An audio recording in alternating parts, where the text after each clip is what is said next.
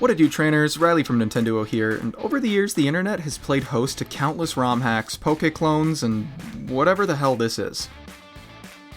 Offering up authentic Pokemon experiences while showcasing things that the mainline series had not. Things like the radioactive monstrosities from Pokemon Uranium, who were both strong and weak to everything under the sun, likely including the sun itself. Today is not a video surrounding Pokemon Uranium, however.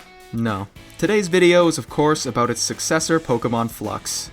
Now's probably a great time to mention that I have never once played through a full Fakemon fan game before. These waters had long been unknown to me. Until today. All that's left is to take the leap. Oh, what the fuck is that thing? The game opens up with an immediate banger, and we are greeted with a stadium battle between Champion Alistair and what I can only assume is a local fish vendor? Maybe?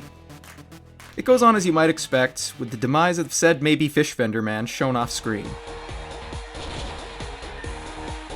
Following this vicious crime, we are taken to our character selection screen where we can choose to play as Sky, Terra, or Cheren from the Black-White series.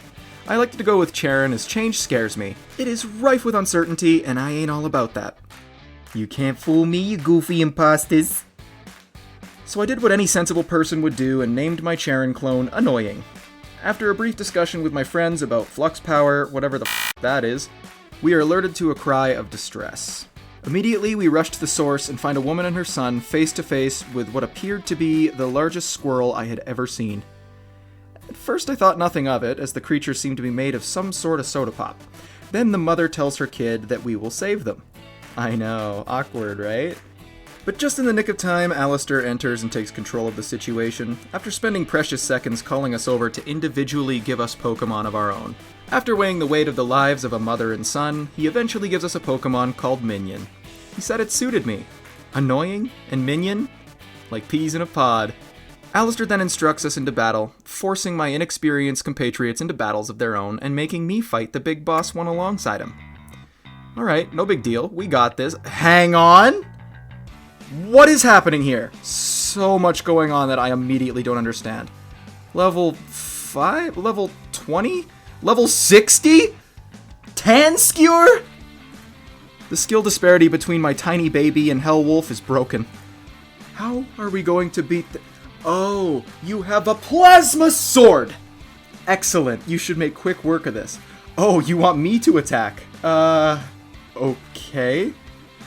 I go for the Astonish, but foolishly learn that this is entirely ineffective. Silly Riley, everyone knows that Tanskewer is a normal type.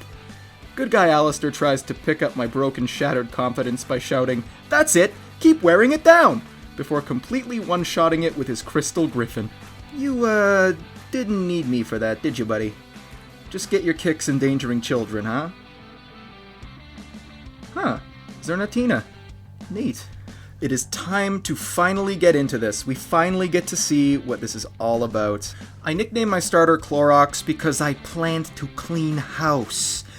We receive a call from a Dr. Reed, who is one of our parents, I guess? I go downstairs to greet said parent, as you do starting any Pokemon game. Oh! Hey Mom, how's it go? Huh. Okay. We live in the Pokemon lab, which I found insanely cool. Professor Papa greets us and is profoundly confused by the sight of our Pokemon, but elects to give us another starter anyway. Sky graciously offers me first pick, a mistake he will regret for the rest of his days. Our options are Moz, a pretty cool looking grass starter who I imagine will gain the bug typing, Chiclet, a spicy all-beak bird who will likely have the flying secondary typing, and dear God, what the hell is that? Findolf. I went with Chiclet and named it, Terrence, I guess? It was here that I realized that nicknaming the Pokemon would make me forget their real names entirely. Battling Sky was relatively easy. I thought that starting with a double battle was a really fun experience, although having to look at Findolf that long has probably damaged my psyche. Oh yeah, Clorox has the ability Bloodlust, which heals him pretty much any time he's hit with an attack. My little buddy has a built-in Oranberry farm. I'm so happy. Well, with Sky efficiently dispatched, we can finally head out on our journey, but not before my dad beckoned me over to call me annoying a couple times. Thanks, Dad.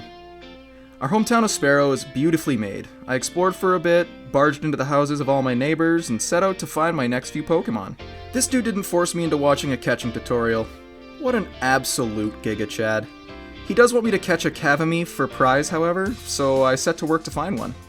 Not before I teach this kid a quick lesson in minding personal space. I catch a Humborb that I name Dodgeball, and a Cavamy that I name Parabola because of how its face pulses like the creature in that Tool music video. Yeah, cute isn't exactly the word I would use, pal. Ah, good, more nightmare fuel. Oh, God, no, it's a nurse? For, like, healing Pokemon. Its name is Nursa. Nursa. More like Cursa! What the actual fuck? I don't want this thing doing touches on my poor little Clorox with its long jaw donut fists. How many times will I have to remind myself that this isn't a horror game? Anyways, it's time to battle Terra and her super dog and Rockworm. Oof, poor Terrence didn't stand a chance. Oh yeah, good time to mention, I don't think you can heal in battle. Sorry, Terrence. I got to Condor City and spent like 20 minutes trying to find the Altera HQ, so that was a thing. Oh hey, a familiar face. What'd it do, Trubbish? Glad they opted to keep the sentient garbage. At least my aimless wandering paid off. I broke into some apartment buildings and managed to get a couple Flux move components, which I guess when put together can be used to make Flux moves. Oh, there you are, assholes. Thanks for meeting me at the gate like good friends and not abandoning me in the largest city in Altera. We enter HQ and are greeted by the open carry plasma sword guy and this dude Aquila, who happens to be the chairman of the league. Seems a little sus. I distinctly remember the last chairman in a Pokemon game not having the best of intentions. Aquila informs us that we've been sponsored by Alistair to compete in the Pokemon League, which means that we can now not only legally and recklessly endanger our lives against the threat of Alter Pokemon, but we can also have fun little battles in a competitive setting. Sounds like a win-win to me. We enter a battle with Aquila so we can test our mettle. His gooey Pikachu takes out Clorox, but we steal victory in the end. After getting the Flux Bracer, I leave Condor City to grow my team. I grabbed up a Skiddo, a Gullet, and a Rodillo. I challenged a few trainers and completely overwrote their save files before I found one of the coolest regional variants I have ever seen. Alteran Nidoran is so cool, dude. I can't wait to evolve this bad boy. Who's my little legend cookie? You are. You are.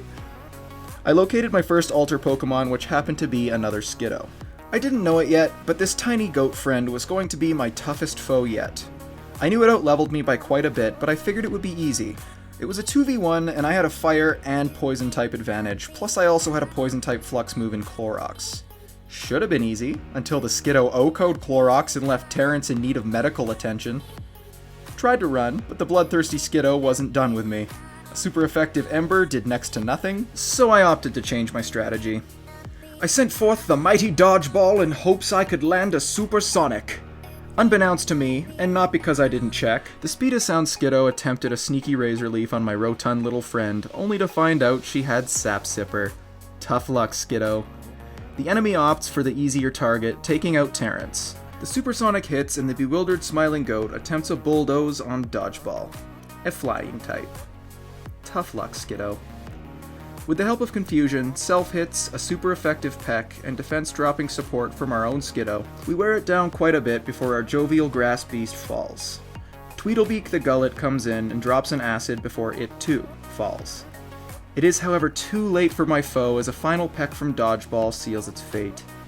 It had eliminated all but 2 of my team members, so naturally I aimed to head back to Condor for a quick heal. Oh no. No. I mean, Salmini's kinda cute though, right? Just look at them trustworthy eyes. I managed to take down all the fishies before making a beeline for the Pokemon Center. I had no idea what lied ahead, but I was eager to see where my journey took me. It excites me to no end to know that there are fans out there keeping Pokemon alive and interesting. And with Pokemon Flux thus far, I'm having a fantastic time. I do apologize for the short video, I just wanted to give a little taste of what is to come. I am planning on playing through this entire game and giving you guys a whole compilation of that, and I do hope you guys are looking forward to it just as much as I am. This will be it for me today, you guys, but so far I gotta say, this game is incredibly well crafted, and I know a huge load of work went into it. If you guys would like to try Pokemon Flux out for yourself, I have left a link in the description. So go check these guys out, show them your love and support for their hard work. We'll be seeing you, trainers. Smell you later.